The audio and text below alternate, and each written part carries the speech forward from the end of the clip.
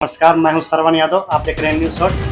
आज हम पुनः मिल चुके हैं टिहरी के चर्चित प्रत्याशी, चर्चित चेहरा, युवा दिलों के धड़कन श्री रिंकू सोनी जी के साथ। और आज हम बात करेंगे इनके नेता को लेकर। लगातार जो इनके नेता है चर्चा में बने हुए हैं और फिलहाल जो है बिहार यात्रा पर निकले हुए हैं। शायद नमन यात्रा नाम दिया गया है और उन्हें भी Y+ सुरक्षा जो है दे दी गई है केंद्र सरकार के द्वारा। तो क्या है इसके मायने? Y+ सुरक्षा क्या इनको सच में जरूरत थी या सिर्फ एक उनको जुमलेबाजी के तहत लॉलीपॉप दिया जा रहा है केंद्र सरकार के द्वारा? इसी विषय को लेकर हम बातचीत करेंगे RLJD के पुराने नेता श्री रिंकू सोनी जी के साथ। तो स्वागत है सर हमारे चैनल में आपका। बहुत बहुत धन्यवाद सरवण जी, और आपके जितने दर्शक देख रहे हैं उनको भी सभी को मैं प्रणाम करता हूँ। और आप सर मुद्दा तो समझ ही चुके होंगे ना ठीक है, हम समझ गए आपका इशारा जो है कि Y+ सैनिक सुरक्षा पर है ना। ठीक है, देखिए एक्चुअली है क्या कि विरासत बचाओ नमन यात्रा 28 फरवरी से हम लोग का पश्चिमी चंपारण बेतिहरवा यानी कि बापू जी के जो था वहां से शुरू हुआ है जी।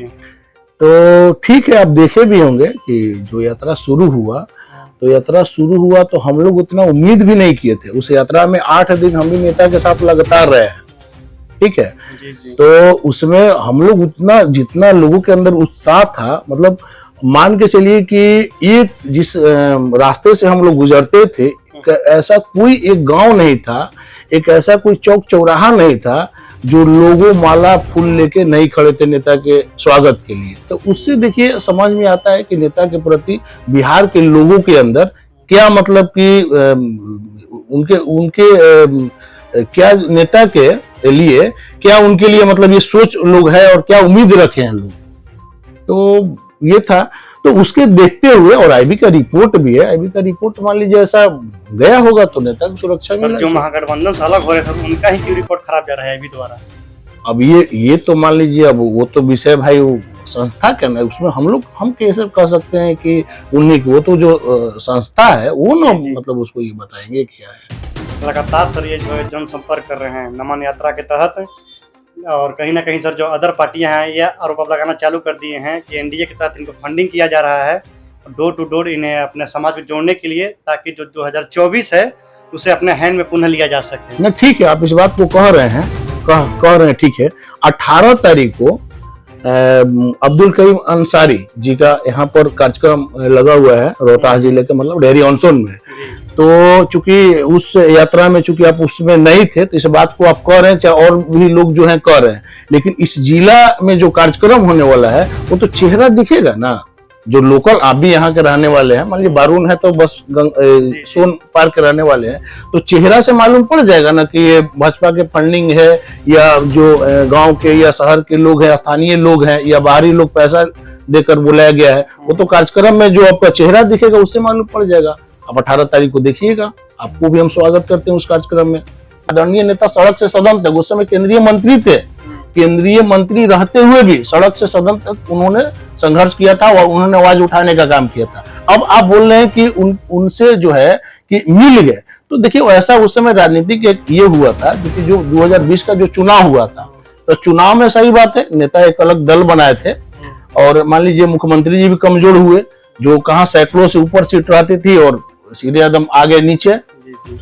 और उसके बाद में तो हुआ क्या कि जो लघु समीकरण था उस समय, तो आपको बता दें कि आप देखे भी होंगे आदरणीय नेता कहीं बात नहीं किए थे विलय के मामले पे। आदरणीय नीतीश जी ने जो है कि बुलाया था हमारे नेता को, तो समझौता हुआ तब तो विलय हुआ। उनके जो कार्य ठीक है, हाँ तो ठीक, एक मिनट हुआ कि चलिए आप भी कमजोर रहे हैं, हम भी कमजोर हो रहे हैं, और नीतीश जी ने बोले कि आइए मिल के हम लोग, ठीक है, आप जो बात कर रहे हैं नेता के बात को बहुत सारी वो स्वीकार किए नीतीश कुमार जी, और बोले कि आइए और हम लोग मिल के बिहार को जो है विकास की ओर हम लोग ले जाए। तो गठबंधन हुआ, उस समय गठबंधन पार्टी को विलय हुआ और साथ में मिल के मतलब जैसे ही काम करना शुरू किए।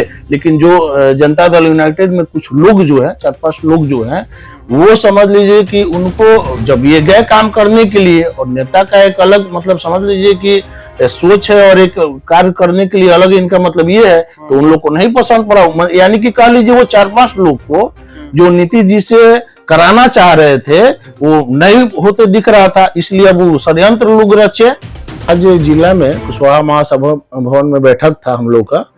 तो पार्टी के जो पुराने साथी थे और जो नया दल बना है राष्ट्रीय लोक जनता दल, उसके साथी थे और सब लोग ने मिल के मतलब आज जो बैठक हुआ उस बैठक में भी हम लोग इतना उम्मीद नहीं रखे थे, इतना लोगों ने बढ़ चढ़ के हिस्सा लेंगे।